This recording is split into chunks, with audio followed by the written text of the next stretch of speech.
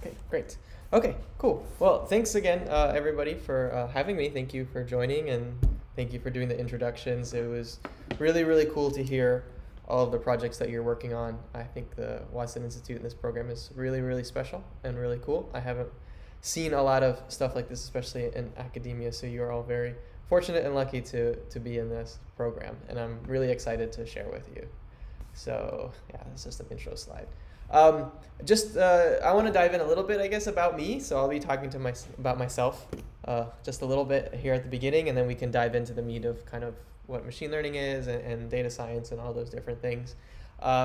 Please stay connected after this. I would really love to see kind of where you all go in your careers and in the projects that you're working on. Sounds like really impactful, awesome stuff. So you can find me everywhere on the internet with this name, Rikturr. It's just like a little play on my last name.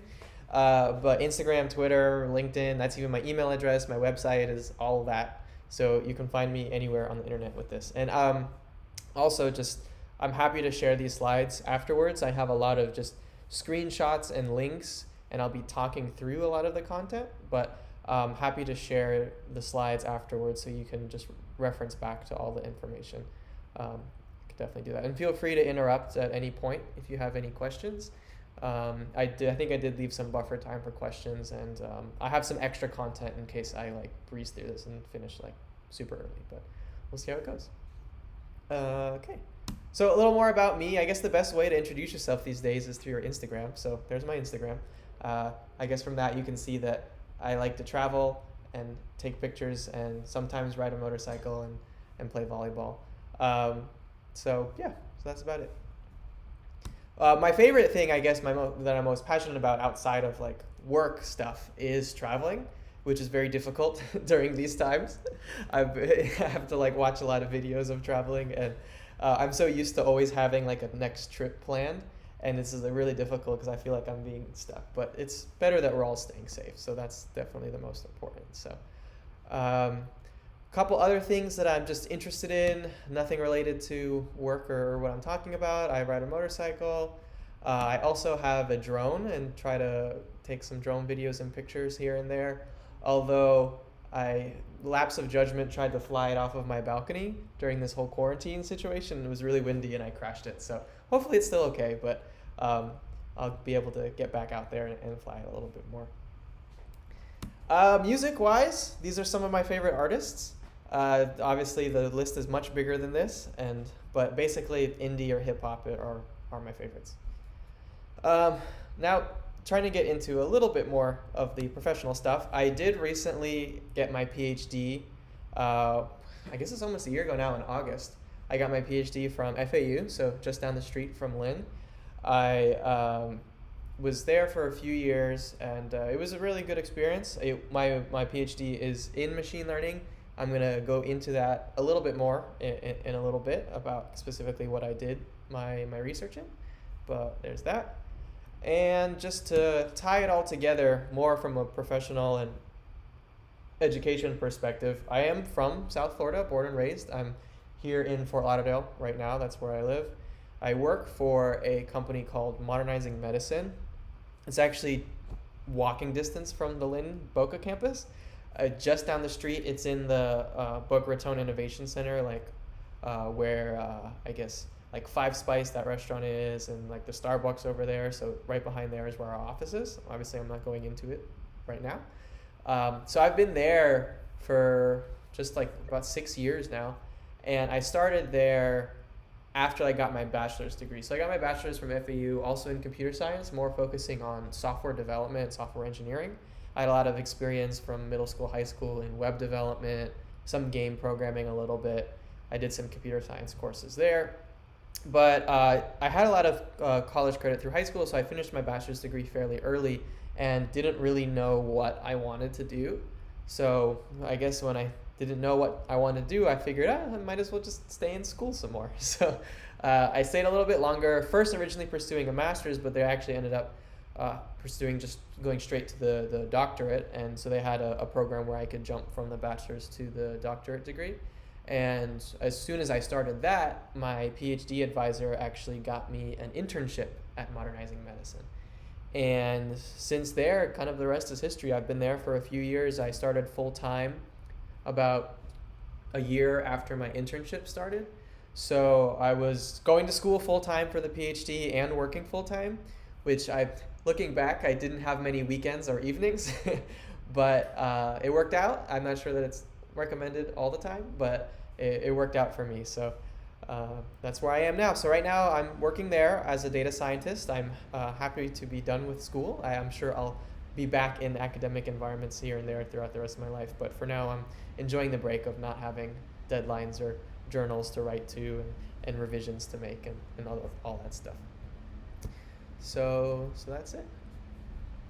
Looks like I got a little notification here. All right. So I'll dive into a little bit.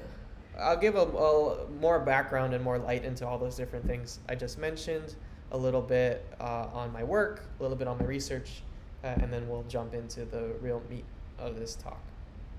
So Modernizing Medicine themselves, it's an electronic, the core product that Modernizing Medicine offers is an electronic health record system. The company itself is a software company that's focused on empowering doctors and specific specialties within doctors' offices. So like dermatology, ophthalmology, orthopedics, gastroenterology, a lot of the outpatient type of surgical centers where they're not really hospital systems, but they're doctors' offices that are seeing patients and performing procedures with them. We basically cover all the software that a doctor's office needs to operate. And I started there, 5 years ago, back when there was like 200 employees. Now we're up to 800, and then growing more, of course, having troubles like any other company during these economic times now, but we're still doing really well and still going forward. So the main offering is basically when a patient comes in to see the doctor, we offer an iPad app and mobile apps and phone apps where doctors can record all of the clinical interactions that happen and then also handle all the billing and everything from there. So we do offer a lot of telemedicine services. So the government has allowed and is starting to pay for telemedicine visits the same way that they would pay for kind of in-office visits. So patients can now do a video chat just like this to see their doctor, to get evaluated, and then perhaps determine if it's necessary to do some sort of in-person procedure. They can schedule the right time. But now we also offer an integrated telemedicine service, which is really, really important and really helpful for our doctors' offices. So as far as data, we cover more than half of the country's dermatologists. So chances are if you've gone to a dermatologist in the US and they're using an iPad, it's probably our software. So we're a fully cloud-based system, which means all of the data gets recorded. So it is protected by the privacy rights for healthcare data, but we have to manage that and make sure that it's always accessible. We do a lot of stuff where directly what I work on is helping the doctor's offices themselves drive insights from their data. So we build dashboards, we build reports, we gather their data so that way they can more efficiently target patients that might need help or understand where there's some kind of operational inefficiencies in the way that they're practicing so they can improve their performance. But talking about the volume of data that I deal with on a daily basis, we have over 100,000 patient visits coming through the system every single day, which amounts to over 100 million that we've been captured over all of history. So it really is a crazy amount of data and very, very specific types of data because it's healthcare data that's very domain specific and very important to understand, not just, okay, this is a person's name, but like this is a specific disease, and because of this disease, the doctor did this type of procedure, and so on. So it's very, very unique data and on a large scale. So it presents a lot of challenges, but it also presents a lot of opportunities to use that data. And that's basically what I do on a day-to-day basis. So as far as what is a data scientist from my job title perspective, right? So my title is actually data scientist, and people talk about data science a lot. It's been coined as the sexiest job of the 21st century, and there's a lot of hype around it and a lot of potentially misunderstanding and not understanding of what exactly the definition of this thing is, because people doing data science have existed for decades. but they only just coined the term in maybe like 2010 or like early 2010s. So I was able to start my career at a really fun time because basically it was funny. Data science wasn't so much a ubiquitous term as it is today. And when I was an intern there, my title was software engineering intern. And as the company kind of offered me a full-time position, I was like, can it be called data scientist? And then that was my title. So it's great because it's reflective of what I'm actually doing, but it was something that was so new that didn't even exist then. And I've been able to see it grow a lot in the last few years and become a really solid field. So that part has been, from a timing perspective, has been cool for my career. So from a super, super high level, like if I meet somebody at a party and I'm like, I'm a data scientist, and they're like, what? What's that? Basically what I say is it's a mix between a programmer and a statistician or a data analyst. You put those two things together, and that's essentially a data scientist. Some people joke and say that a data scientist is a programmer who's better at statistics than most programmers, or a statistician who's better at programming than most statisticians. But basically what it means is it's somebody who has a fusion of skills from different fields and can really make a difference that way. So anytime there's this question of what is a data scientist, somebody always throws up this Venn diagram.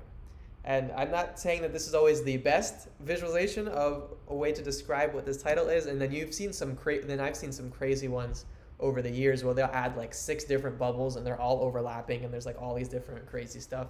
But this is one of the original definitions that somebody, or figures that somebody used to define what a data scientist is, and I think it holds up fairly well, especially from an initial discussion. But one thing that I will say, and I'm going to try to target a lot of this stuff to ways of, in your ventures, how you're potentially going to, if you yourself are considering a path down into data science or machine learning, but also I'm very focused on like, you will have to meet with and understand data scientists and work with them for a lot of the goals that you're trying to achieve. And that's kind of the direction I'm going to try to focus on this talk, because it's very important to kind of all kinds of initiatives in business and then in entrepreneurship and then in the social entrepreneurship that you all are doing.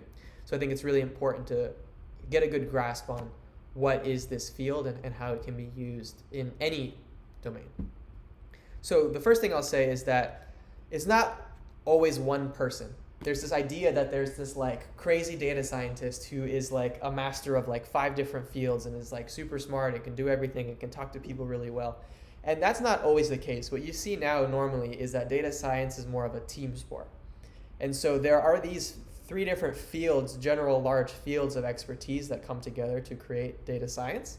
And you'll see teams of people that are, lightly familiar with all of them, but then they specialize in different areas. And that starts to specialize into different job titles that you'll see too. So people who are heavier on the computer science, you might see titles called like a data engineer, or even a machine learning engineer. Whereas other titles, like a data analyst, is somebody who may be more heavy on the business or domain side, and they might not have as much of the computer science or the math roles. Whereas the data scientist tends to connotate somebody who either has a wide swath of all of these skills, or actually focuses a little bit higher on the math and statistics side, but does still have the computer science and domain skills. So computer science skills is programming, right? So my background is in computer science, so I actually lean towards that side. And then the math and stats is more like on the theoretical, understanding heavy statistics on when you need to be able to conduct experiments, or if you need to basically determine if certain data elements are significant.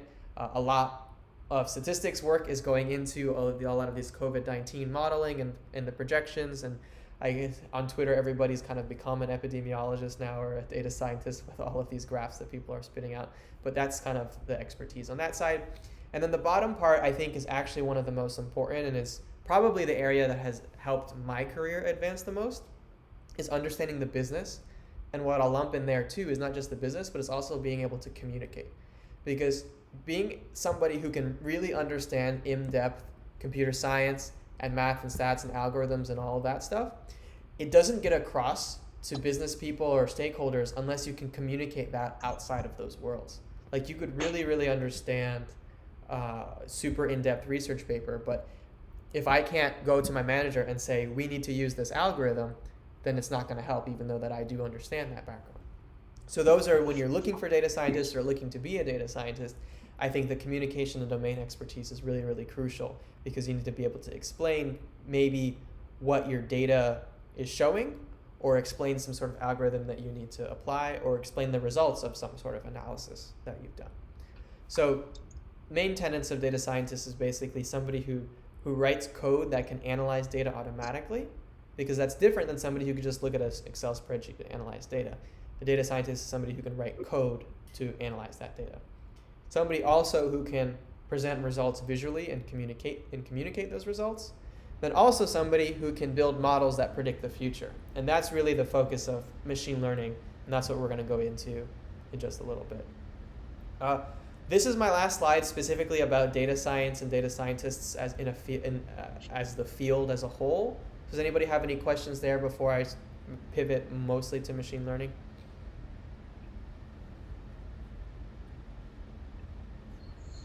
Okay, cool. And feel free, again, I'm going to be talking a lot and rambling, but I will not be offended if you interrupt me. Please just go for it. So, and if you're shy, guys, and you want to write in the chat, Aaron, if you're comfortable, I'll keep an eye on the chat. Okay, great. Yeah, because I can't see it from my screen now, but if somebody chats something, I'll be happy to stop and answer. Great. Okay. So we're diving into machine learning, and I'm going to do this by way of my PhD research. So what did I actually do for my PhD research? Here's a picture of the actual book. Oh, actually, wait, I think I have it. Oh, yeah. Yeah. Here's the real thing. I don't know if you guys are seeing my camera right now, but this is the book that has basically the last 5 years of my entire life in 150 pages. So there you can read the title there, but basically the focus of it was predicting melanoma risk, which is from with a machine learning perspective. So it's a degree in computer science with a healthcare background. So I stole these couple slides directly from my PhD dissertation defense. So I'm not going to dive into it too deeply. I guess I was just too lazy to repurpose them completely. But melanoma is the most dangerous form of skin cancer and one of the only skin diseases that you could really die from. There's a lot of skin diseases that have a major impact on people's quality of life, but this is one that's actually deadly, and it's something that's growing, and that's a problem for a lot of people, especially people in places like Florida. So, and as a lot of cancers, as with a lot of cancers, one of the best forms of treatment is actually early detection. And there's a lot of research into treatment and what can you do about melanoma that's spread. But if you can identify somebody who has melanoma very, very early on, chances are you can perform some sort of treatment that would stop the disease in its place. You kind of cut it out, or there's low risk of it spreading to other parts of the body, which is when the cancer can actually become deadly. So what my research focused on is how can I use data to identify those people who are going to get melanoma before they show any signs of melanoma. And what that turned into is basically a problem of, you take this patient, you take some data that you have about this patient, and I decide, okay, a year from now, what's their risk of developing melanoma? So basically, I took a bunch of data of people who existed in the past, people who got melanoma and did not get melanoma. You train a bunch of algorithms to differentiate between those two types of people, somebody who was high risk, somebody who was low risk, and you can take that algorithm and apply it to more cases in the future. And we'll go into specifically how that actually happens and the process of how that's built. But that was the main idea, and then there's a bunch of applications. So the core of it is somebody high risk for melanoma. But then if you can get that sort of core algorithm and that sort of core problem solved, it now impacts people in a lot of different ways. Because if somebody comes into the doctor's office and then you can kind of see this algorithm and run their data through this algorithm and say, hey, you're high risk for melanoma. Okay, that's great. Now the person is just concerned. Now they're just like worried. Oh my gosh, I'm going to get cancer now. But the key is can you take the data that that algorithm found and then help inform the patient about things that they could do to maybe not get that melanoma? So like right now, I'm gonna get it. It's similar to this whole flattening the curve situation, right? There are models here that are projecting that a bunch of people are gonna die if we exceed our hospital capacity. But if we tweak these knobs here, we can now change the future to where it's going to be manageable. It's the same kind of idea. So if you can train a model that can predict the future, you can then do something about it. And the ways that I did that is through machine learning and large amounts of data. I actually was very fortunate to be able to use de-identified health data from Modernizing Medicine, so actually from my company.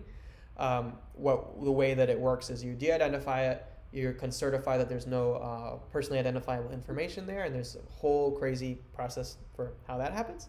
But then you now produce this research data set, and I was able to use that and take these kind of routinely captured clinical records and then use that data to predict, to train this model that can predict low risk of melanoma.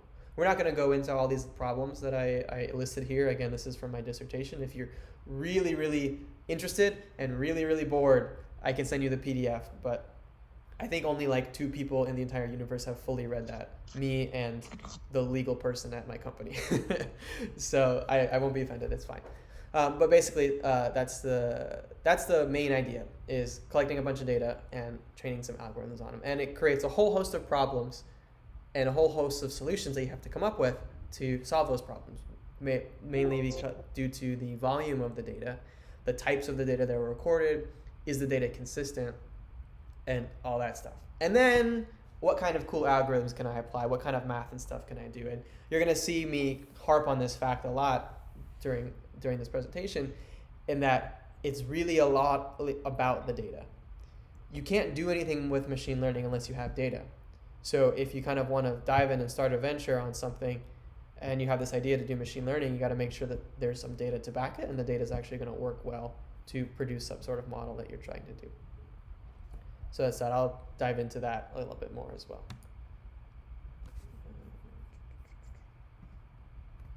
Here's a break slide for me to drink. So that's enough about me and my field and my job and my research. Now we'll get into what we're actually here to talk about, which is what is machine learning. And I actually failed to ask before I started, but I'm just curious. I can see all your screens. How many, or you can do a little clap or whatever, if you're comfortable. I'm trying to ask who knows what machine learning is, and I'm trying to ask it in a way is, do you know, would you be comfortable explaining what machine learning is to somebody else? Just, you don't have to say yes, I just want to get a gauge of the virtual room here. Raise your hand if so, or clap. Okay, good. All right, we got 1, we got 2. Okay, good. So this talk is perfect because I'm here to hopefully by the end of this, you'll be able to explain what it is. And if not, I'll give you your money back. But you didn't give me any money in the first place, so it's fine. Aaron, we have a question. Yeah, sure. Lisa, would you like to ask it? Yes, I was wondering if you recommend any reliable sources to collect data for data collection. Sure, and that is, it depends on what you're trying to do, but I will say that a lot of good sources of data are actually governments and government organizations, and even some non-government organizations. But when I say things like, there's a data.gov for the US where there's like a portal for actually getting public data sets. A lot of states themselves will produce public data portals. Places like Medicare, which is the insurance system in the US here for seniors, they'll publish all their data. Also, I know a lot of governments outside of the US do that as well, and there's a lot of organizations that will publish more data. So those kind of places typically have somebody who's like looking through the data and trying to organize it. I will say that, and this is a problem too that's happening now with COVID-19 and I'm seeing, is that still all those governments will produce data slightly differently. So if you want to try to collect all those things together and then analyze them together, there's still going to be a lot of work around that. Other places that you could capture data from that are easier to capture data from, but the quality is questionable, would be social media. So I've done some research projects where I scrape Twitter, and they're fairly easy actually to get data from there. There's some APIs which are basically interfaces for you to hook into pulling data out of Twitter with maybe a specific person's tweets or tweets with a specific word. You can do that, and people have done really interesting research projects. One of the good examples was people in Japan were able to identify an earthquake sooner than the actual seismological systems that people had set up, because people were literally just tweeting, "Oh my God, there's an earthquake," and they basically were watching Twitter for a bunch of tweets about earthquakes, and then they can identify that that's happening sooner. So there's stuff like that more on the publicly available data sets. And then besides that, when it's something where you have your own venture, your own idea, and there's not any data for it, that's still really, and I'm going to be honest, that's still a very challenging area, because basically you have to build it yourself. So it's like my company, I know one of the things that they were thinking about is they wanted to be able to use the healthcare data to help people, but basically you have to build an entire electronic health record system, and their business is focused on something else, and then data is kind of one artifact of that. So there's other areas for collecting data, like Amazon Mechanical Turk, which is basically a service where you can crowdsource data collection, and basically you pay per data element. So basically you can say like, okay, I want people to go on I don't know, some sort of website and click on a field and then tell me what the value that comes back from that is. You can basically offer and say, hey, I need 10,000 data elements, and I'll pay $1 for each one. And so people can sign up on there and then kind of do the work to collect your data. But it is always going to be a very manual process, and you really have to think about the types of data that you want ahead of time. So I hope that answers the question. Oh, that's very helpful. Thank you. No problem. I'm sorry, I have a question, like really quick question. So, can you hear me? Yes. Oh. So who do you admire most in the data science community, and why? That's a great question. So I actually I have a few people that I admire a lot, and I might have a book here that I would recommend. Let's keep emotion and politics out of this, and personal ego if we can, because this is about the people and it's about our job. And let's try to focus on I think that. we have some I have feedback. said we're That's not. Oh. Oh, there we go. Cool. Sorry, I thought maybe we got Zoom bombed or whatever. Yeah. I guess we're good now. Okay, go ahead. Make sure you guys are muted if you're not talking. So that's a. Bernie Sanders into the master course. Sorry. I said, did someone bring Bernie Sanders into the master Oh. course? Yeah. I wish. Yeah, right. Sorry, Aaron, go ahead. No problem. Oops. No problem. So I actually am going to shout out a few people that I really admire in the slide deck, but I'm trying to think of people who I don't have in there. One person within data science, and he's focused more on machine learning, is Jeremy Howard. And he's a researcher. Actually, he's built a deep learning library, and I'll explain to you later in the talk what deep learning is.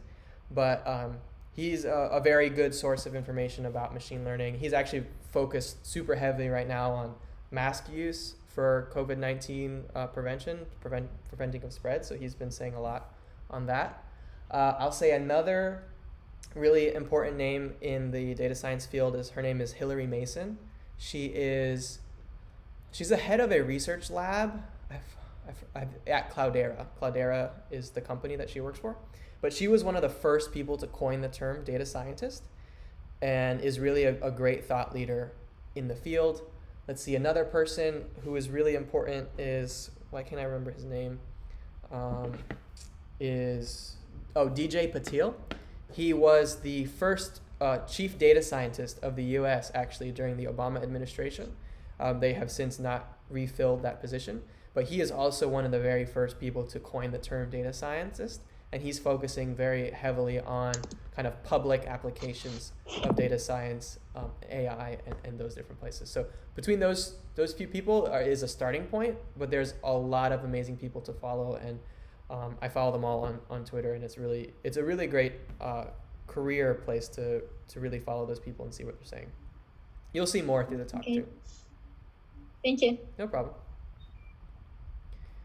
Okay, so into what machine learning actually is, and I'm gonna get super technical on you just for a second, is the actual like textbook definition of the words machine learning. It's kind of like when you think about those two words put together and really think about what they mean, it's kind of weird. You're like, machine learning what? Or what does a machine learn? But the actual term, just for now to think about it, technically means a field of study that's dedicated to creating computer programs that can make decisions from data. So that's the actual term. Some people might use machine learning as a verb, or they might say ML when they're talking about an ML model or a machine learning model that was trained. But technically the field of machine learning is that general concept about creating a program that can make decisions basically automatically, rather than you having to tell it how to make those decisions. That is the core of what machine learning is. And this is a very, very simplified pipeline of how machine learning actually happens. So the very, very beginning starts with humans. And I'm going to focus on this a lot, and I'm going to talk about how humans are involved in this process a lot, because I like to combat the notion that AI is going to take over the world and kill us all or replace all of our jobs. I don't think that's going to happen. I think AI is here to improve our lives, and we're going to work together with it. And even that statement makes it sound really terrible, that it's some outside kind of being that we're fighting against or fighting with. It's not.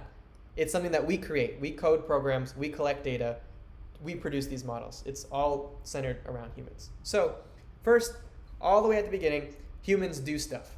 I do stuff like log on to my Twitter. I do stuff like get a driver's license. I do stuff like, fly somewhere.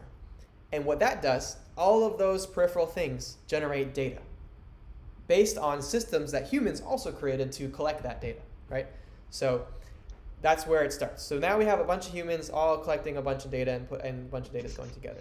You take that data, it doesn't really do much by itself, but you can take these mathematical algorithms and apply them to that data.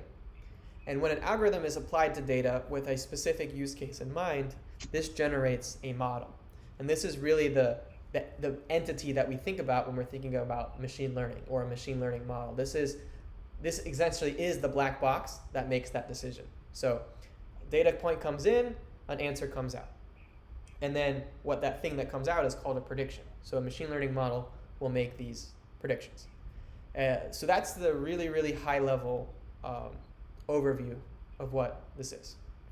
And I love this quote from Bill Gates too, because it's really important. I'll give you a second to read it. I won't have to read it out loud, but so Bill Gates, the founder of Microsoft, which is a multi-billion-dollar organization, said this actually in 2004. And it's funny because he also said something about infectious diseases several years ago that is coming true today. So he tends to know what he's talking about, right? And especially with this, I can agree with this statement, that a breakthrough in artificial intelligence is worth 10 Microsofts. And that's kind of evidenced even now today that Microsoft themselves have pivoted and are focusing a lot on machine learning and artificial intelligence. And actually, so in case you were not convinced that this is going to be part of something that we're all doing and that we're all building in the future, it is. I think artificial intelligence, machine learning, in any sort of venture can give you an upper hand, whether it's on like creating something competitive, differentiating yourself in a market, or actually applying it into problems where probably people have not initially sought to tackle or to throw machine learning at because there's not as much monetary value, which is, this quote is kind of, based on the monetary value of it. But I think there's a lot of human value as well in being able to use data and machine learning. So I know I haven't really said the word artificial intelligence, and that's on purpose. I called this talk an intro to machine learning for a specific reason, because I like to also clarify some misconceptions about what artificial intelligence is versus what machine learning is. And here's another kind of weird Venn diagram that I'm going to use to explain this. So back to the technical definitions of what artificial intelligence and machine learning is. From the super high level, artificial intelligence is just any program that can adapt or seem to reason. But I don't like the fact that these days a lot of people use AI basically to step in to basically this like computer that's almost a human that can make decisions for us, and it's going to kill us all and take all of our jobs. That's what people tend to call AI, I think, because of the hype, because a lot of sci-fi fiction and stuff around AI, which is a little unfortunate because also people are now using AI to just mean like normal programs that seem smart. So it's kind of a confusing area and confusing term to throw around because, you know, if you're trying to go for some venture funding and you say, oh, we have this super intensive like rule-based decision engine that can make decisions, people might not get super excited. But if you say, we have this amazing AI technology that can do X, Y, or Z, you're going to get like billions of dollars in funding, which is also unfortunate because it's a misuse of the term. Technically, a program, you know, that says, you know, some super simple decision like if this, you know, tweet has the word earthquake in it, maybe there's an earthquake. That's, people could technically call it artificial intelligence, but it's not really artificial intelligence in the same concept as training like a machine learning model. So machine learning is actually a subfield of artificial intelligence. And what that is basically an algorithm. When you give it data, it can make decisions on that data. And then a subfield of machine learning is actually deep learning. And all deep learning are specific types of machine learning algorithms. So they're actually not different. It's the same concept where you feed data into the algorithm and it produces out a prediction. The only difference is the complexity of the algorithm and the accuracy of the algorithm on very specific types of applications. And I'll go into more about what deep learning is. But if you see that term, deep learning is actually what powers the things that seem like AI. Self-driving cars, image recognition, speech, you know, human speech synthesis. All of that stuff is based on deep learning models, which is just a type of a machine learning model, which all fall under the umbrella of artificial intelligence. So I hope that kind of sort of clear. If not, please, you know, ask more questions. And it is kind of fuzzy. This is just how the field is with all the hype and everything.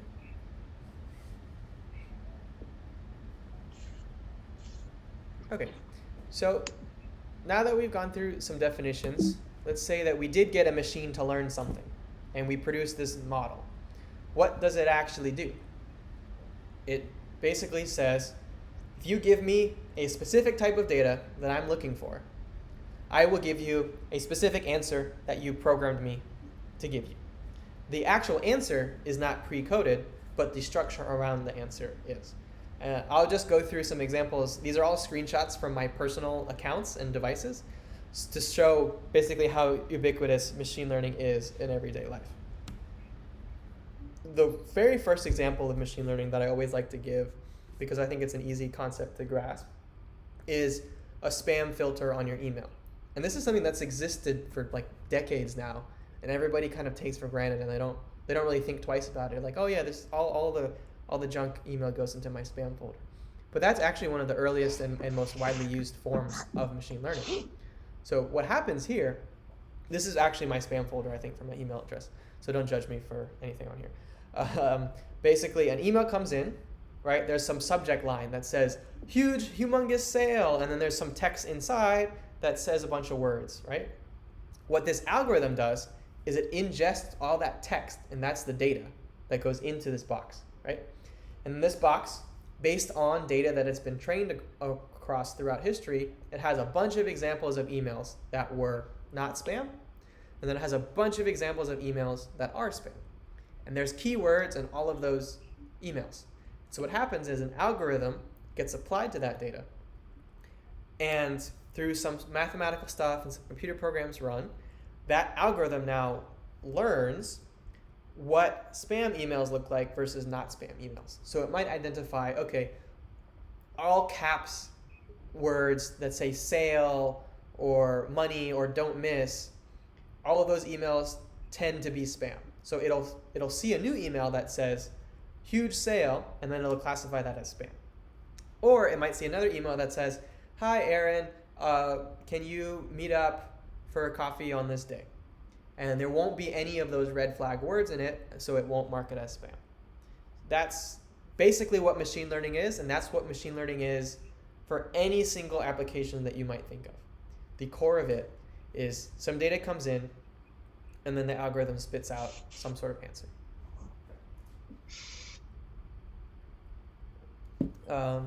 So some more examples. Here's another one from Spotify. I think this is one of the coolest applications of machine learning, and one of my favorites. This is the Discover Weekly. So it's a playlist that basically shows you songs that you don't currently listen to, but they're songs that you probably will enjoy. And it's really cool because it's very, very accurate, at least for me. I use it and I'm like, wow, this song is awesome. I can't believe I've never heard of this band. And then they become one of the bands that I love. And I found several artists from here and some songs that I really, really love. And just a fun fact from this, I follow the person who initially created this inside of Spotify, and it started off as just one of their Hack Week projects. So it was just a side project actually at Spotify. Some people, they give them like a week to work on something that's not normally part of their work. And so a bunch of people there got together and they're like, what would be cool is if we create this playlist that gives you new music that you don't really know.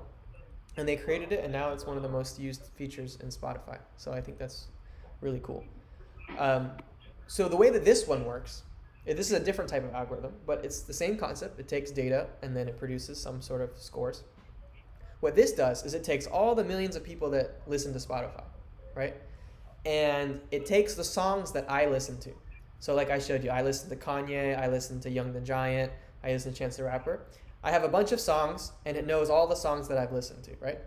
Then it goes and finds this other person, and they see, oh, okay, this person listens to Kanye too, this person listens to Foster the People also, but they also listen to, I don't know, who is this band? Well, Grateful Dead is like super popular, but they also listen to this other song, but Aaron didn't listen to that song.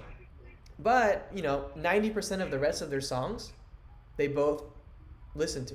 So chances are, this new song that, person B likes, Aaron is also going to like. And that gets thrown up into this playlist. So that's the general concept. Of course, there's like a whole bunch of math and a lot of process that goes into it.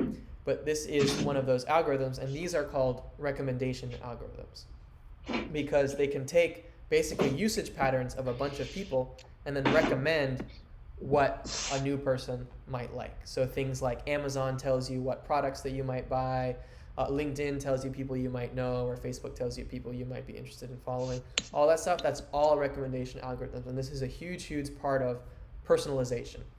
And I think it's really interesting because the way that apps can be personalized is by using vast amounts of data, which is a very, very interesting kind of paradox, right? For something like this to understand me, to feel like it understands me, even though it doesn't know me, it has to go through and understand a whole bunch of other people and find the people that I'm similar to. So that's another application of machine learning. Aaron, Yeah. may I ask you a question? Sure, of course. So I would love to know, I've been wondering about this for quite some time. I know that there are quite a few platforms where you can basically add some of your own algorithms, which you can basically use. For instance, in Gmail, you can create an algorithm which helps you to reply and basically comes up as a loop of an email after 5 days, let's say. Once you send an email, but they didn't reply. And you can actually code it yourself. So I would love to hear whether there is a list of applications or something where you can basically play around with your accounts and create some algorithms for yourself. I'm not sure if there is this platform. I'm not even sure if it still exists now. I know it's a little bit older, but there was this one platform called If This Then That. So it's IFTT, I think, If This Then That. Yeah. And it was kind of like a personal automation platform. And I'm not sure if it still exists because that's a little bit older, but you might even, if you Google that, you might find related ones that are a little bit more modern. But those are ways that you can like kind of hack your life. Like it's, I get an email with this word in my Gmail, go ahead and like turn on my dishwasher, or like crazy stuff like that. So that might be one platform to look at that. Besides that, I'm not exactly sure. A lot of platforms exist for business. Those things. There's a lot, and I forgot what the term of those industries are called, like business to business stuff, where like, they're all using a bunch of different software platforms and whatever. But for personal, just like random stuff, I don't really know exactly on other places. Yeah, I just found something which I think you're referring to. Right now, it's called, or the one which Google got me is if TTT, so just if with three T's. And it's basically like, it helps you to hack things through connecting with your mobile devices. So you can either do things for your phone or for Alexa or Google Home, etc. So that's the one. But yeah, that's cool regardless. And I know that there are several projects you are able to find on GitHub. Yeah. And those. But yeah, interesting. Cool. Thanks. No problem. No problem. Quick question. Sure. I'm sorry. Oh, okay. Go ahead. Looking at the slide, I think I love this feature a lot. The recommendations. So as a developer, how long does it take to like build or recreate this kind of feature? Let's say you want to implement it in a website or another platform. Yeah, that's a great question. I'm going to dive into a little bit of that later in the talk, but as anticlimactic as it is, and this is my answer for a lot of stuff, is it depends. These days, there's a lot of platforms where you can just hit the ground running and get started. So if you're trying to work on some sort of problem that other people have worked on before, like let's say I'm trying to find pictures of cats, there's probably an algorithm and a system out there that already does that. So if you're a developer or you're have a team of developers that want to do something, they can probably just utilize that algorithm and that platform straight off the bat. And so that's things like object recognition, even some of this recommendation stuff. And that from a development perspective, it could just be as easy as a day or a week of work if there's already a trained algorithm, and that's the key. But if the thing that you're trying to do is very unique and specific and there is not an algorithm trained for it, that becomes a much larger process, because before you even get to training the algorithm, you have to collect the data. So for instance, Spotify was not able to build this feature, this Discover feature, like in their first year of existing, because they didn't have enough users, they didn't have enough data, because there's so many millions of different songs. So they had to eventually get to a point where they had enough data and enough usage to be able to even train the algorithm. So it does depend on the specific problem you're on and what level you're at in that spectrum. Okay. I have a question. So, does a data scientist need to be better at statistics than computer engineering, or vice versa? Yeah. Again, that's another one that depends. Myself, I'm much more well-versed in computer science than statistics. And that lends towards my skill set of taking algorithms that other people have created and then applying them to new problems. And I would say, this is my biased opinion, maybe also because this is the way I am, I say there's a lot more value in that as far as a quantity of data scientists. I think we need a lot more data scientists who are more well-versed on the computer science side and understand the statistics, rather than people who are really, really heavy on statistics and might be a little bit lighter on the programming. Those people who are really heavier on the statistics and math, they're the people who are coming up with these algorithms and coming up with a theory for them, but then generally they're going to pass that theory off to another person who knows how to code more, because that's the way they're going to get it to actually be used by people. So that's my biased opinion. Other data scientists may have very differing opinions from that. Thank you, got it. So the first step will be like to learn computer science first, then statistics, am I right? Yeah, and it doesn't necessarily mean like you can't learn some statistics while you're doing the computer science, because statistics is part of computer science in the first place. What I will say too is that it's not even necessary to get a degree, like you don't need like a bachelor's degree in computer science like the way that I am. What you really need is an understanding of how to code. And there's a lot of people who actually come from social science backgrounds or physics or some of the other hard sciences that weren't necessarily traditionally trained in computer science, but become amazing data scientists because they picked up the skill of learning how to code. And coding, I think, is a skill that a lot of people should learn, regardless of if you're going to do that in your day-to-day work. But so it's not like you have to go get a bachelor's degree in computer science and then like another one in statistics to be a data scientist, but you have to be able to master some of those different components. Got it. Thank you. No problem. So a few more examples of machine learning. I kind of just wanted to do this so I can first either enlighten you on the fact that the stuff that you use day to day is actually machine learning, or inspire you to think of how can I take something that's similar to this but apply it to the problems that I'm working on. And that's always kind of what's happening in my brain. I'm like, whoa, okay, so I have a recommendation algorithm. How can I use that for different stuff? Here's another example of machine learning. This is actually two very different types of machine learning that is happening here. This is Siri. If you're not familiar, if you don't have an iPhone, this is just, an audio voice assistant, right? And I'm giving it Vine references. I don't know if anybody here was a big Vine person.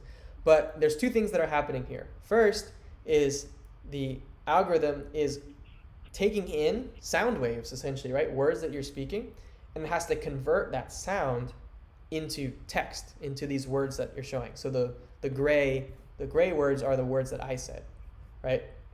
And then the white ones are what Siri said back to me. So the first thing it has to do is take that speech and then convert it to text.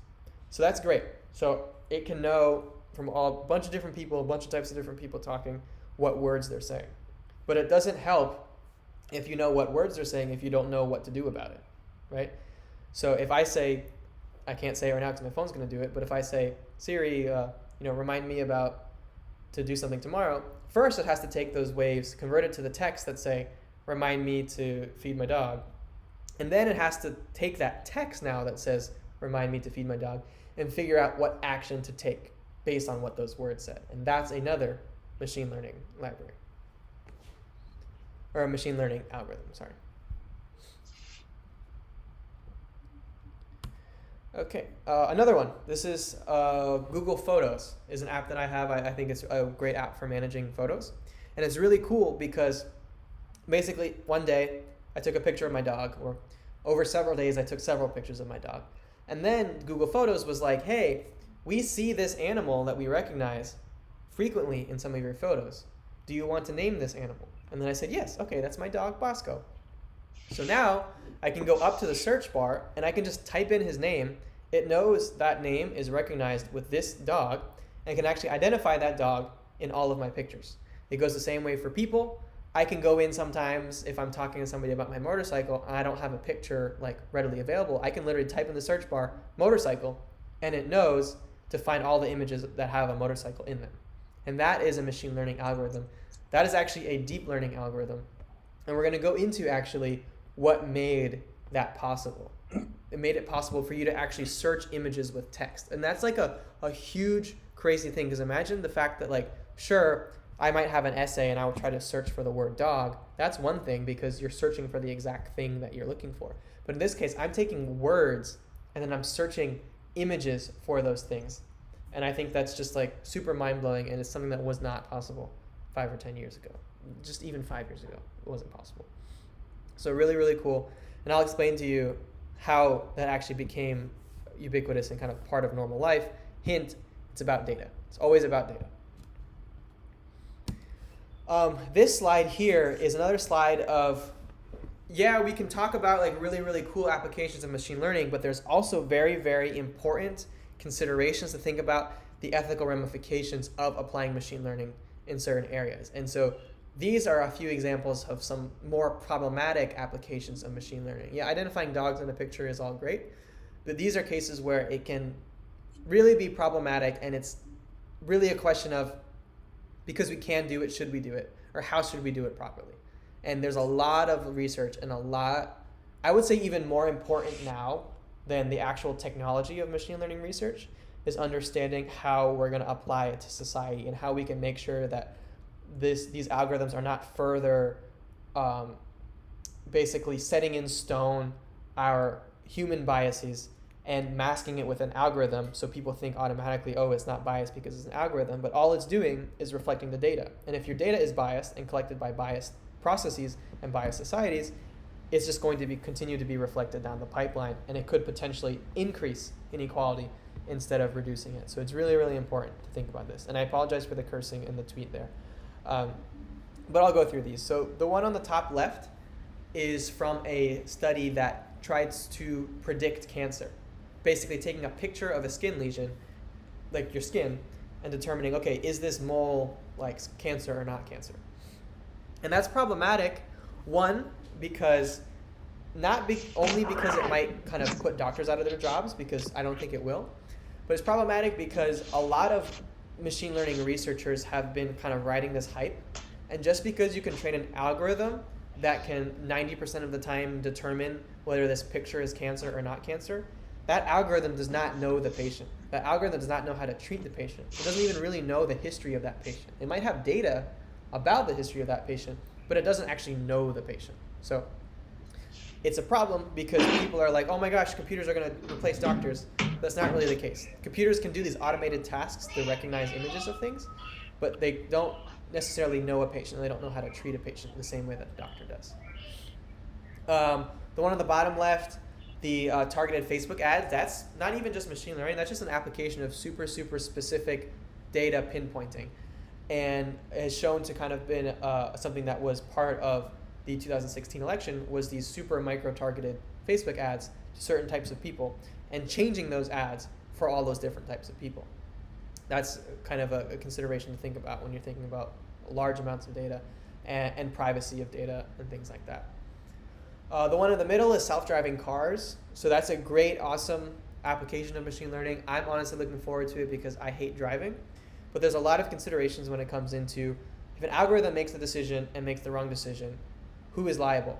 Is it the person who owns the car? Is it the person who created the algorithm? Is it the manufacturer? A lot of considerations that come in there, and a lot that has to happen before it's ready to actually be kind of deployed to real life.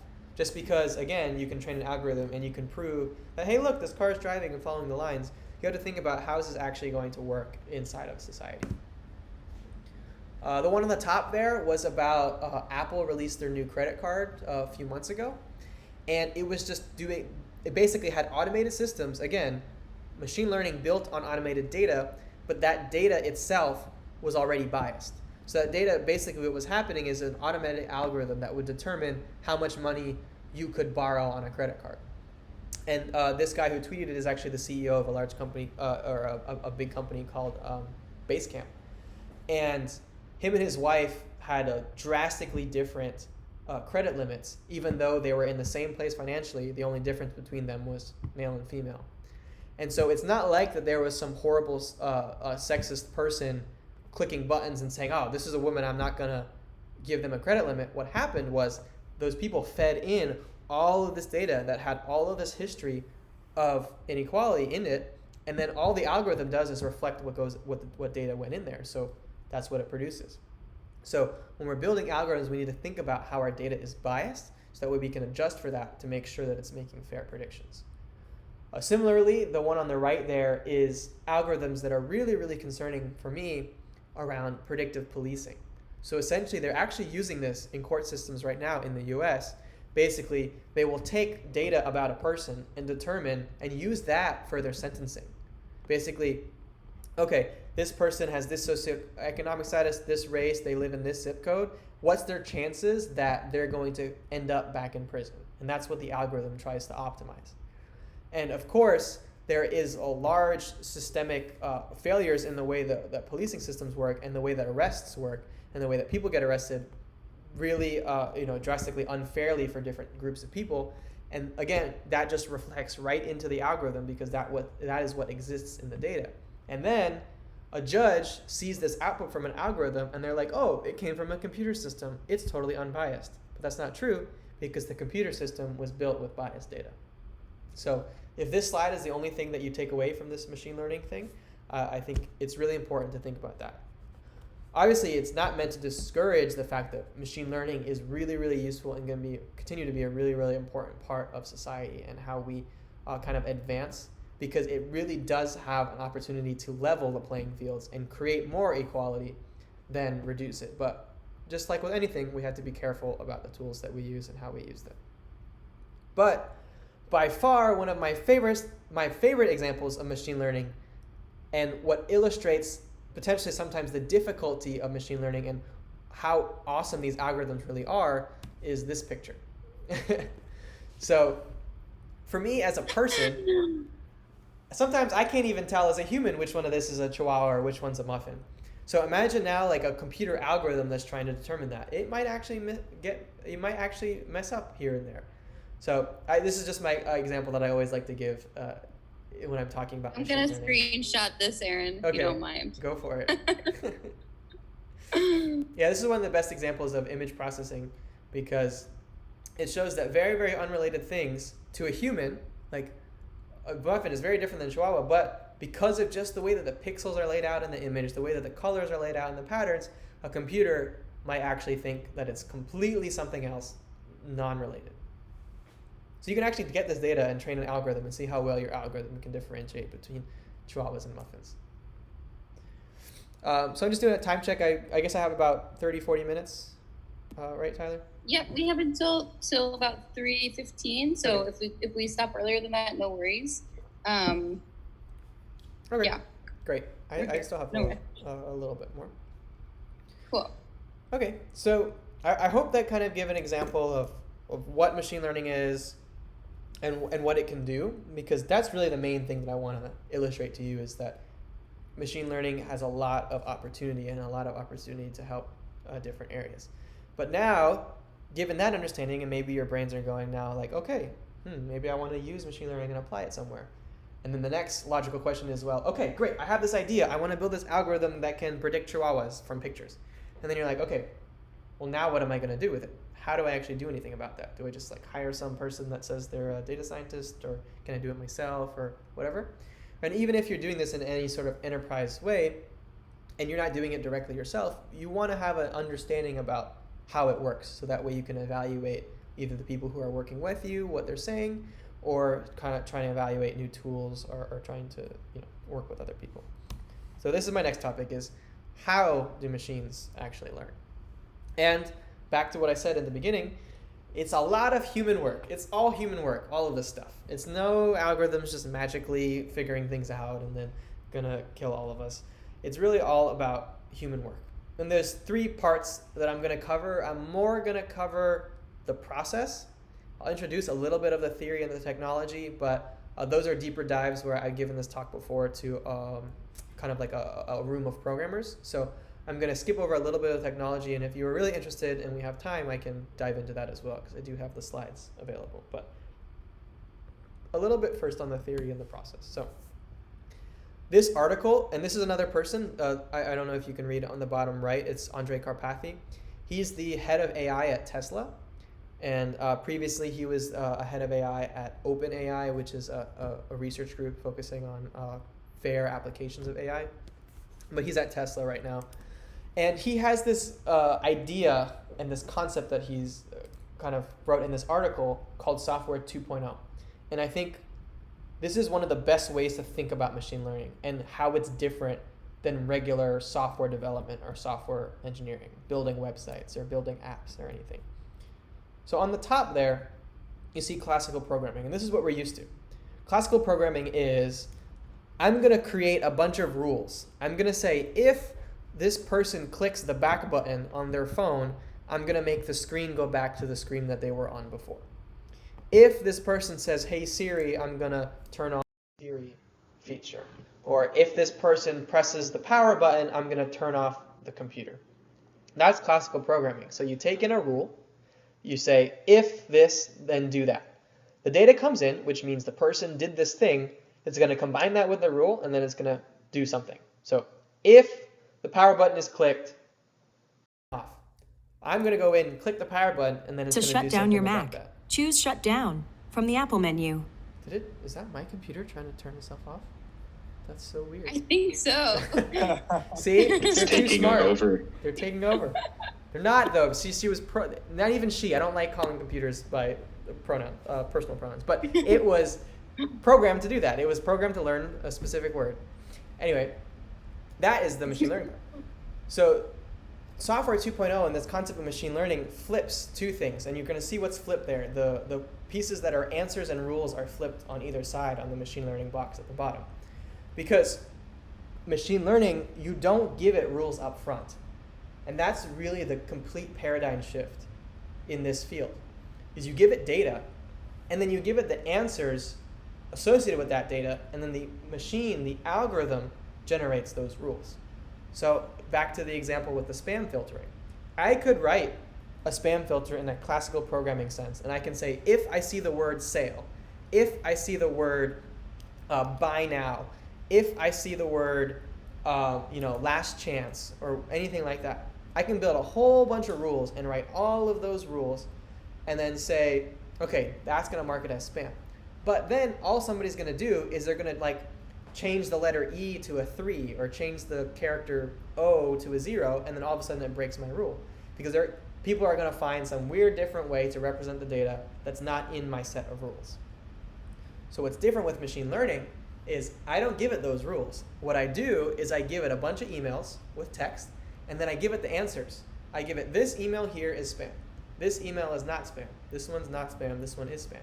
And then I pass that through this algorithm, and then the algorithm actually generates the rules. And those rules aren't even legible by a human. It's a bunch of numbers together and doing a bunch of crazy stuff. But what that means is it's a lot more adaptable, and it can identify a lot more patterns than a human can think about. Because it might find relationships between different words. It might find all caps, not caps, numbers, mix of all that. Whereas a human would have to literally think of every single possibility of how an email can be written. Whereas the machine is going to see examples of all of the emails that were ever written, and then it can produce those rules. And it can be updated. So if the machine starts to get stuff wrong a bunch of times, you can go figure out what the real answer is for those things, and then feed it back to the process, and then it becomes iterative. Here it starts to get a little bit more technical, and I'm not going to go dive into each of these different ones, but these are all different types of machine learning models that can be created. So classification is that a spam is an example of classification, which means I'm taking in an email and I'm going to classify it either as spam or not spam. Recommendation is the example that I gave you from Spotify. Given a person's history and this other person's history, what things would this person likely also like? And that's a recommendation algorithm. And there's all kinds of other different learning algorithms that I'm not going to go into, and you don't necessarily have to know. If you want, again, I'll give you the slides and you can do some research on this stuff on your own.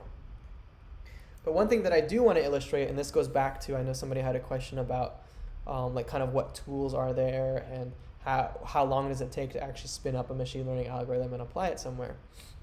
I'm going to show you a screenshot here of, this is a small screenshot of one Wikipedia page that's just about one component of a machine learning algorithm. So this is one part of an algorithm called linear regression. And what this does is it fits a line of data. Basically, it takes a bunch of data that you have and fits a line towards it to make more predictions. But this is one piece of the math. And to me, when I see formulas like this, it kind of I just immediately turn off. It immediately becomes this in my brain, right? I'm like, what are all these numbers? What are all these formulas? Why is it in Greek? I don't know what this is. But luckily, and like I was saying before, there's a bunch of people who actually understand these terms and understand all of this stuff and can understand the math and can convert that math into computer programs. So rather than you having to go in every time you have a set of data that you want to train a model on, and you have to fit all these formulas, understand how all this math works, and do it all by hand, now there's a bunch of software libraries that can do machine learning just like that. So here's an example, and I know probably a lot of you might not code, but it's fine. But you can see the difference here is that there's just 3 lines of code right here. And this is from one of the most popular machine learning packages called scikit-learn. That's what that sklearn is for. But essentially, somebody took all that math and they put it into an open source software library and said, hey, anybody who wants to do machine learning, we found the math from all the smart people, put it together into code. Now anybody who wants to do it can do it. And this is the platform that I actually used for my PhD research. So now, rather than me having to go through and do all this math and linear algebra and statistics and everything, I can say, okay, I have this data here in this file. Put this data into the algorithm, give me a model. And then now I get a model. And it's great. And I can keep going. So this is, again, stuff that did not exist 5-10 years ago. Anybody who wanted to do machine learning then had to actually build all this stuff from scratch. So is there a sort of how do I phrase this question? I'm wondering if there's people that have been doing machine learning and data science for like 10 years. Do they feel like this format is not like real since they did it, you know what I mean? Like the long-winded way. Yeah, there's always going to be those grumpy people who are like, oh, I had to learn it the hard way. Everybody has to learn it the hard way. And there still are, especially in academia. But what's great is actually a lot of those people are the people building these algorithms. And so that's a good part of that. But there definitely are some people who, they would even argue with me, actually, because I would say that if you want to do machine learning, you don't really have to know the theoretical underpinnings and the math behind all the algorithms. Right. That's my opinion. But there are some people, and I see like raging discussions on Twitter about this, for people who are like, no, you have to have a good grasp of calculus and linear algebra and like all of this stuff. You need to be able to derive the algorithm. Like you basically need to derive the algorithm from this formula before you use those libraries. I'm not of that opinion because I think if it's like a car, right? All of us can drive a car. Maybe not everybody drive cars, and I don't mean it like that, but like a lot of people can drive cars. I don't know a single thing about how a combustion engine works. I don't know why putting gas in it makes the engine turn on. I don't know how to do anything to my car if something breaks. But that's not my skill set, and that's the point.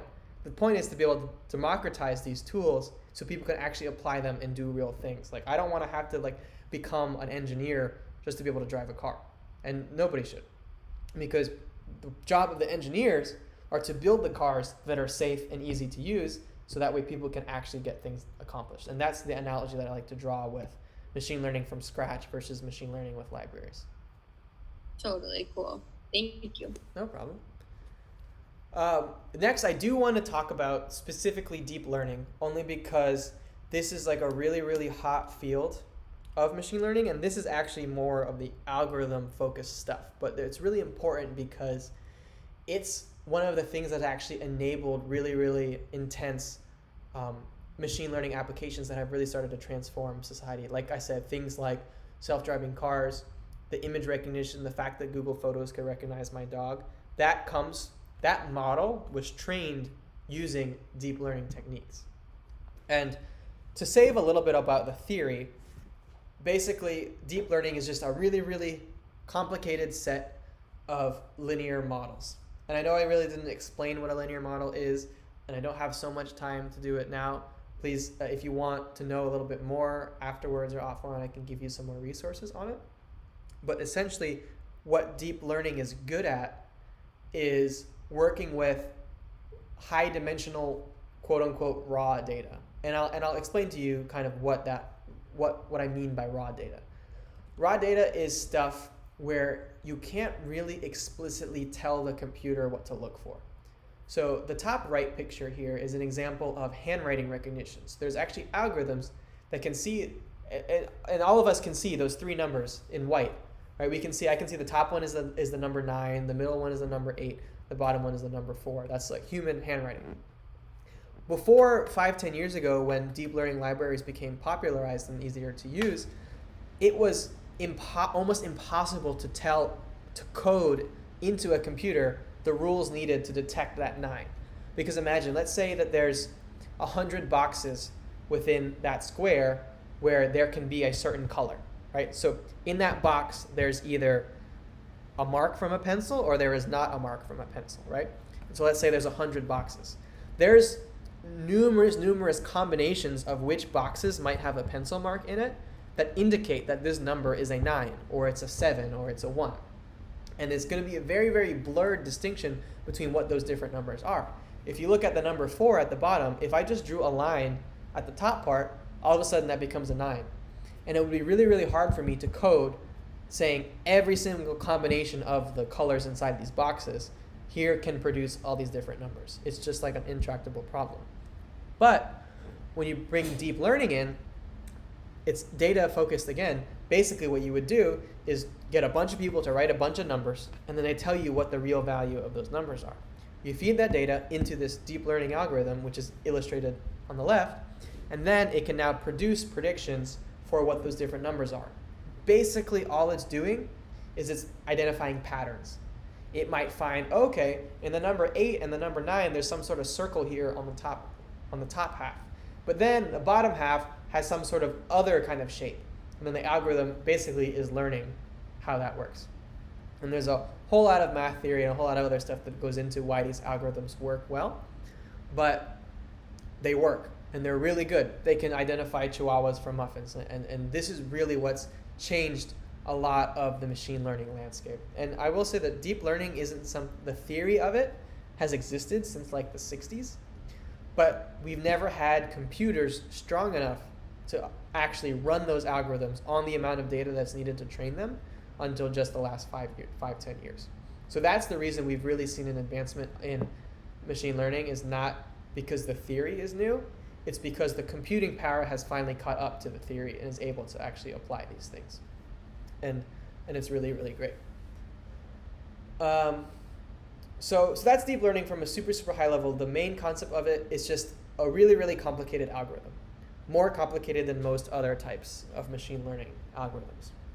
And so what happens when you have a really, really complicated algorithm means you need a lot of data. And it means you need a lot of computing power to train that algorithm, because it's going to have to crunch a bunch of numbers. So a deep learning algorithm might take days or weeks to actually train the algorithm until it's ready for use in real life, whereas a simpler algorithm might only take 5 seconds or 10 seconds. And that's really important because you don't just train a model once. You have to train a model and test it. And then if you find something's wrong, you have to train it again and then test it again. And so it becomes an iterative thing. And if it takes weeks for you to train your algorithm every iteration, it's going to take months before you can actually release a new algorithm. So what I'm trying to say is, if you're going into a venture that needs machine learning and is trying to do some sort of predictive stuff, you should always start with the simplest way of attacking the problem and then gradually work into the more complicated algorithms. Deep learning works really, really well for images and for handwriting and for speech because it's the only algorithms that'll actually work. But if I had some sort of problem, let's say, where I needed to, even spam filters probably don't even need deep learning. They might use some simpler algorithms that basically just learn a bunch of words and combinations of words. And those would work just fine. So for instance, in my PhD research, I actually did not do deep learning. I did some other types of algorithms called like decision trees and random forests, which are a lot simpler. They're less computationally intensive, and they also work very well.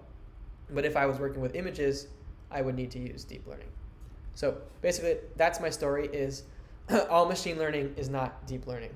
I know this is getting a little bit technical into the field of machine learning, but if you kind of come across this and somebody's trying to apply an algorithm for a problem that you have, the first place to start is, can I use a simple algorithm, and then go into more complex deep learning algorithms.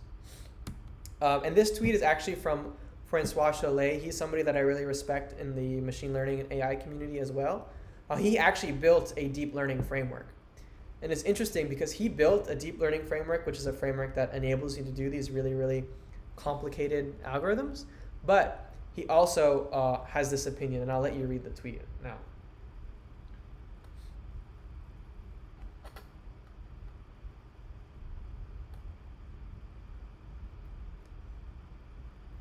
And it's okay if you're not familiar with what k-means and logistic regression is, but basically those are the simplest types of machine learning algorithms that you can create. But what he's saying in this tweet here is that because of researchers just being competitive for no reason, they just make super, super complex, crazy models that are just unnecessary. So most of the time in real life, you can just use a simple model. So that's that point. I do have another set of tweets here from Francois, which is a little bit different, but I think for this audience and for all of you here listening, I think this is a really good kind of set of ideas to think about, and I'll let you read these tweets as well. You don't necessarily have to read them all, but he has just really good ideas about machine learning as an industry and how it's going to change society.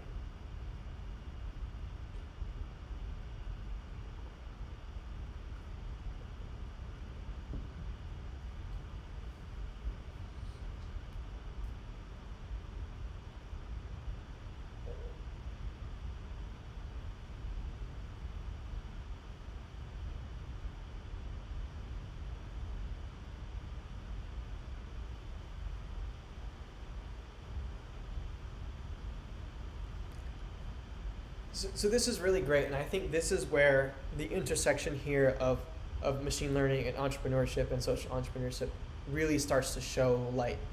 Because, like I said, people always like to talk about AI and like, oh my gosh, these robots are self-driving cars, or they're gonna, replace doctors. But what people don't think about is how can we use machine learning algorithms to optimize like delivery and trade?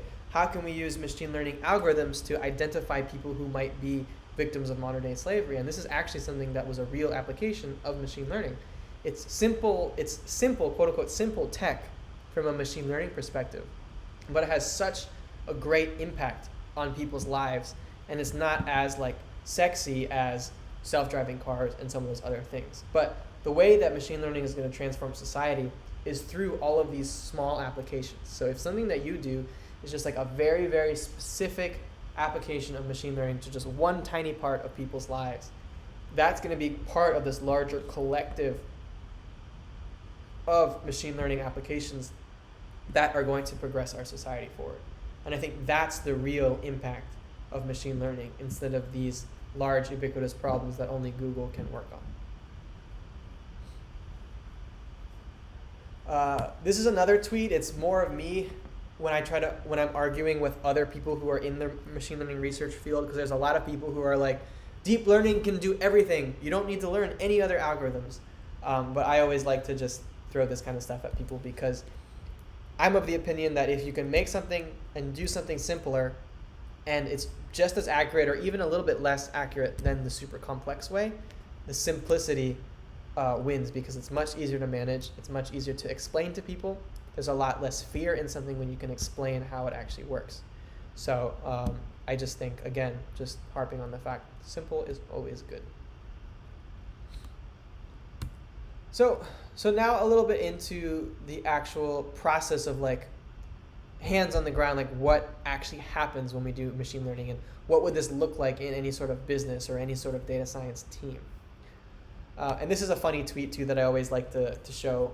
This is more of like data science humor, and I hope it kind of comes through. But this is what I found in my own work. And the tiny bubbles inside are basically those kind of smaller bubbles that I introduced before in the last Venn diagram. But it says data science, statistics, and linear algebra. But then part of the work, my day-to-day work, is basically like, what's 5 + 4? And how do I write this code? And my code's not working, so I'm just going to Google it, and then I'll figure out how to make my code work. That's mostly my day-to-day work. Yes, there's these lofty goals and these lofty problems and intense math that we work with, but 90% of my work is this kind of stuff. And then I love the big circle, because the real problem here is actually just like understanding what the heck you're even trying to do. Because what happens is all these super smart, like very, very smart machine learning computer scientists might be like, wow, I have this algorithm that can like do really cool stuff. And then somebody comes up to them and they're like, hey, I have this problem. Can you help me? Can you use this algorithm to help me? And they're like, yes, I would absolutely love to use my algorithm. But their algorithm doesn't actually work for the problem that person came to them with. The person is kind of just trying to force the algorithm into that problem. So the main thing is, anytime you're trying to think about machine learning and you're trying to think about a machine learning venture or a machine learning feature in any sort of application that you're doing, you really, really need to pinpoint down is what is the problem that I'm trying to solve, because that helps position all the rest of your conversation. That helps you determine, do I need a really complex algorithm or do I not? So if you can get your business down solid, you can find somebody who understands machine learning, who can also understand your business problem. That's the most valuable person you can have on your team, I think, is somebody who can know the machine learning but also deeply understand the business problem. Because otherwise, you might be like, using the wrong tool for the job. So how does it actually work? And this is the meat of kind of like, this is a simplified process. I came up with this kind of myself, so other people might have some different opinions on where all these different pieces layer in. But these are the main kind of phases of any sort of machine learning or data science problem, like a way that you would attack that problem. So it starts here on the top left, like I said, with a business problem. Because you always want to start with a business problem. You can't start with data and then figure out what you want to do with it. You do want to start with what do I want to do, then you have to go find your data for it or collect your data for it. Then this is business stuff. Are you in the right market? Is this product going to fit for the market?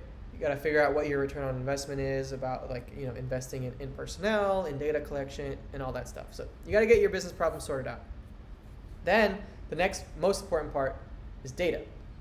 Once you have your problem figured out, now you have to collect data that will help you now solve that problem.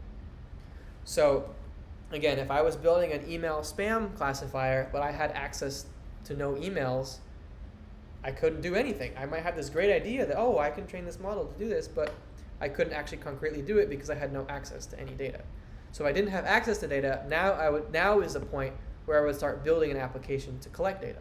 Or I start finding organizations that have the data that I want and I can partner with them. And then this part is really, really important. The data cleaning and the exploratory analysis. And it's really hard to explain if you're not somebody who works day in and day out in data and cleaning data. But that's the most important part.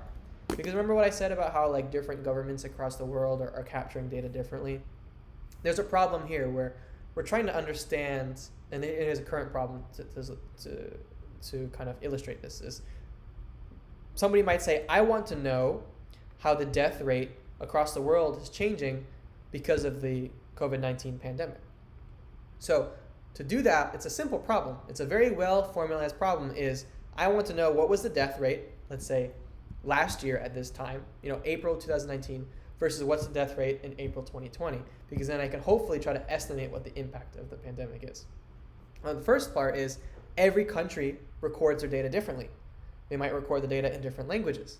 They might update it differently. They might even have regional data collection areas where the country itself isn't even collecting all of the death data. It might be each state or each region or each city. So you'd have to go through all of those different places, find all the data elements, first get it from the governments if they don't give it freely, and then clean it, put it together, make sure that it's right, do some testing, and then figure out how to put them all together. So that's all just data processing. That's not even machine learning at this point. So data is really, really important, and that's the most important thing you need to invest in before you start doing machine learning stuff. Next is the model building, and this is really the machine learning. This is the training algorithms, using this stuff, evaluating them, using deep learning if necessary, or training some of those other algorithms. And then the next part is parts that people don't really think about sometimes. Because let's say I train this awesome algorithm that can differentiate between dogs and cats, right?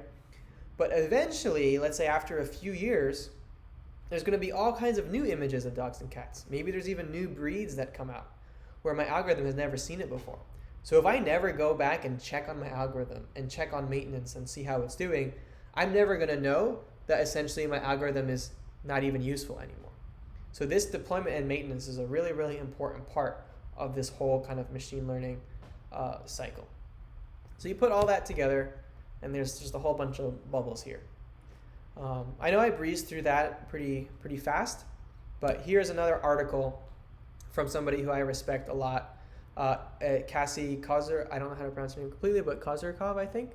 She is one of the head of AI at Google, and she has really, really good coherent ideas and thoughts and blog posts about AI and machine learning. So if this is something that you really want to start diving into, this is a great article to go with and start reading. And I'll share the PDF. It actually has the link embedded here, so you could just click it. Okay, I know I've said this several times, but if you don't get anything else from this talk, this is the slide that I want you to know, is that all of machine learning is all about the data. The only way that you can generate value, the only way that you can predict the future, the only way that you can really use this stuff to make decisions is if you have the right data. So it's really all about the data, and then a little bit about the objective function. So it basically is, from back to our spam example, I need a bunch of emails, and I need to make sure that that's good representative samples of spam versus not spam emails. And then I have to very clearly define what my objective is. My objective is spam, not spam. If you don't really know what your objective is, and it's kind of shaky, there's no way you're going to know if your algorithm's actually working. So this is another article by Cassie, and she basically goes through and talks about kind of some of the dangers of AI. And it's not dangers that we think of like, it's from sci-fi movies. It's like real, actual problems about increasing inequality and all those different things. But here also she says there's only two real things in machine learning: is optimize this thing using this data. Another tweet from myself, actually. I was at a conference and there was a speaker who said this thing. Is, like I said, these machine learning and deep learning algorithms have existed for years. But we actually haven't learned anything about how to make like a thinking machine or how to like replicate a human.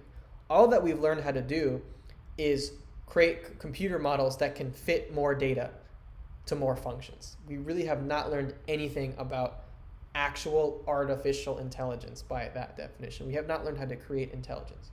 We have learned how to fake intelligence through super fancy computer programs.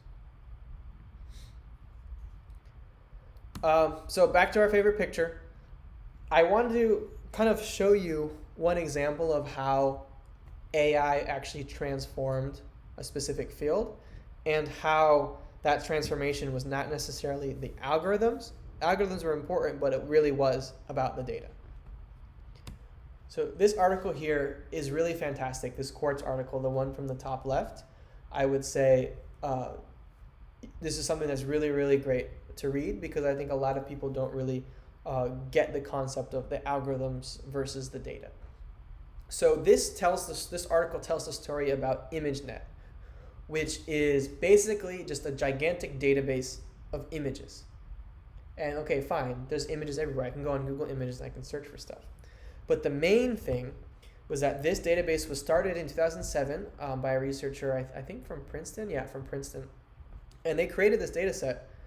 They didn't build any algorithms or anything. All they did was create the data set. But what this did is it enabled algorithms to be trained on it. So basically what ImageNet is a collection of millions of images, just random images of dogs, of cars, of streets, of animals, of like all different stuff. And there's just a bunch of images. Nobody knew what that image was, or the computer would have no way of knowing what this image is. So what they had to do is collect a bunch of images, and they had to have humans sit down and actually look at the image. And I can say, okay, this picture, it's a picture of a dog. And another human had to go into this picture and say, okay, this is a picture of a truck, or this is a picture of an ambulance. And so what they did is they basically just took a huge like army of humans that went through and labeled all of these pictures. And labeling is the key there, because the algorithm could have data, but it doesn't know what the answer is. Just because it has a picture, all it is to a computer is a bunch of numbers and a bunch of pixels in the computer. It only produces value when the computer can also know what is that image actually about.